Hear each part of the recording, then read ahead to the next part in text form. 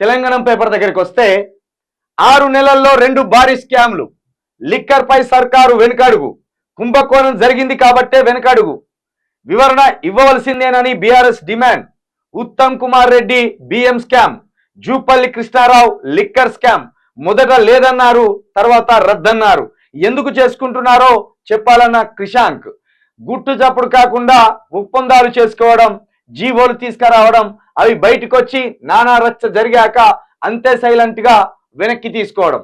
6 నెలల్లో 2 సార్లు ఇలా జరిగింది. ధాన్యం అమ్మకం, సన్న బియ్యం కొనుగోళ్ల వ్యవహారంలో భారీ స్కామ్ కు సర్కార్ తెరదీసిందంటూ విపక్షాలు నిలదీయడంతో దెబ్బకు ఆ ఒప్పందాన్ని రద్దు చేసుకుంది. ఇప్పుడు బీర్ల ముచ్చట కూడా అక్కడికే వచ్చింది. రాష్ట్రంలో కొత్త బీర్ల కోసం సోమా కంపెనీతో ఒప్పందం చేసుకున్న సర్కార్ జనం నుంచి వ్యతిరేకత రావడంతో మళ్ళీ పీచేముడైంది. కమిషన్ల కోసం ఒప్పందాలు చేసుకోవడం, భారీ స్కామ్స్ బయటకు రావడంతో వెనుకడుగు వేయడం శరమామూలైందని ప్రతిపక్షాలు విమర్శిస్తున్నాయి. ఏంటంటే వీళ్ళకు ఒక క్లారిటీ లేదు, ఈ ప్రభుత్వానికి ఒక క్లారిటీ లేదు, ఏం చేయాలి ఎట్లా చేయాలనేది లేదు. ఉదాహరణకి ఇప్పుడు ఆ బీర్లు ఉంటాయి, కింగ్ ఫిషర్ బీర్స్ ఇప్పుడు దొరకట్లేదట. నాకు ఒక 10-15 మంది పెట్టిన కింగ్ ఫిషర్ బీర్లు దొరకట్లేదన్నా, బిర్యానీ బీర్లు అని ఒకటి వచ్చింది, అది దగ్గర 250 రూపాయలు అట. ఇదే బిర్యానీ బీర్, అది దొరకట్లేదు, ఏంది ఇది అంటాను. ఇక బియ్యంకి సంబంధించి కూడా ఆయన పౌర సరఫరాల శాఖ అధికారి చౌహాన్ గారు ఉన్నారు కదా, గత ప్రభుత్వం కంటే ఎక్కువగా ఉన్నామని ఆయన అంటాను. చూస్తేనేమో ఎక్కడి వడ్లు అక్కడనే కళ్ళాల మీద ఉన్నాయి, రైతులేమో ఇంకా వడ్లు కొంటలేరని నిరసనలు ధర్నాలు వాళ్ళు చేస్తాను. మొన్నటికి మొన్న మంత్రి గారు ఎవరు శ్రీధర్ బాబు గారి ఇలాకాలో వారి స్వగ్రామంలో అక్కడ ధర్నాలు చేసిండ్రు మహిళా రైతులు. ఇక ఇక్కడ జగిత్యాల మహిళలు ధర్నాలు చేసిండ్రు, అటు పోతే ఆదిలాబాద్ లో రైతులు ధర్నాలు చేసిండ్రు, అక్కడ లాఠీ చార్జ్ కూడా జరిగింది. మరొక వైపు విత్తనాల కోసం తిరుగుతాను.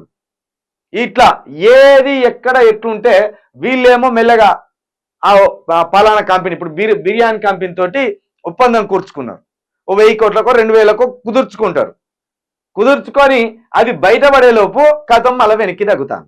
ఇప్పుడు బిర్యానీ బీర్ సంబంధించి స్కామ్ జరిగిందని మరి ఇక్కడ వార్త రాసుకొచ్చింది. ఏ విధంగా స్కామ్ జరిగింది, ఎట్లా వీళ్ళు ఒప్పందాలు చేసుకుంటారు, దాంట్లో వీళ్ళ వాటా ఎంత, కంపెనీ వాటా ఎంత, కంపెనీకి వీళ్ళు మరి దొంగ లెక్కలు చూపెడుతున్నారా, కంపెనీ తోటి బరాబర్ సర్కారు సంబంధించి చట్టబద్ధంగానే ఈ లెక్కలు చెప్తున్నారా అనేది తెలుసుకోవాలి. ఇక ఇంకొకటి ఈ ధాన్యం అమ్మకాలకు సంబంధించి ధాన్యం అమ్మకాలకు సంబంధించి కూడా ఒక స్కామ్ జరిగినట్టు కూడా తెలుస్తుంది. మరి అది ఉత్తమ్ కుమార్ రెడ్డి గారు ఆ స్కామ్ చేసిందని దగ్గర 1100 కోట్లు స్కామ్ చేసిందని వీళ్ళ ఫోటోలు వేసింది కదా. ఉత్తమ్ కుమార్ రెడ్డి గారిది, జూపల్లి కృష్ణారావు గారిది. జూపల్లి కృష్ణారావు గారే ఎక్సైజ్ శాఖ మంత్రి, ఈయన భారీ నీటిపారుదల శాఖ మంత్రి, ఇక వ్యవసాయ శాఖ మంత్రి ఒక ఆయన ఉన్నారు.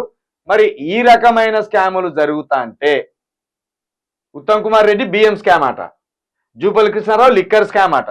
మొదట లేదన్నారట, తర్వాత రద్దు చేశారా, ఎందుకు రద్దు చేసేలో చెప్పాలని క్రిషాంక్, బీఆర్ఎస్ నేత క్రిషాంక్ డిమాండ్ చేస్తున్నారు. మరి కథ ఏందో ఇదేందో ఇంకా పూర్తిగా బయటపడతా కానీ వీళ్ళ లెక్కలేదు. మొత్తానికైతే కాంగ్రెస్ కాదు, అది కాంగ్రెస్ అనేది నిజం చేస్తాను. వీళ్ళు ఆకలితోటి ఉన్నట్టు, మొత్తం ఉపవాసం ఉన్నట్టు, 10 సంవత్సరాల అధికారం లేదు కదా, ఇక ఆవురుమని ఉన్నారు, కప్పలు కదా నోరు తెరుచుకొని ఉన్నట్టున్నారు మంత్రులు ఎమ్మెల్యేలు. కప్పల కంటే అద్మానంగా నోరు తెరుచుకొని ఉన్నారు. వత్తలు అట్టుకున్నాం ఇంగుదాం, జనాలు ఎక్కడైనా పోని ఏనన్నా సావని. కేసీఆర్ ప్రభుత్వం దిగిపోయేటప్పుడు 10,000 కోట్లు రైతు బంధుకి వేయరు అని ఇచ్చిపోయాడు, అవి అటుక్కున్నా మింగేసిండు. ఓ పలానా మంత్రి 5 కోట్లు, పలానా మంత్రి 5 కోట్లు, కథం జేబులు వేసుకున్నారు, చక్కగా కూర్చున్నారు. రైతులేమో ఆగమవుతాను. నిజంగా ముమ్మాటికి కాంగ్రెస్ అనేది కాంగ్రెసే, అది దానికి అభివృద్ధి కానీ సంక్షేమం కానీ పట్టదు. ఇది అసలు ముచ్చటకి ఇది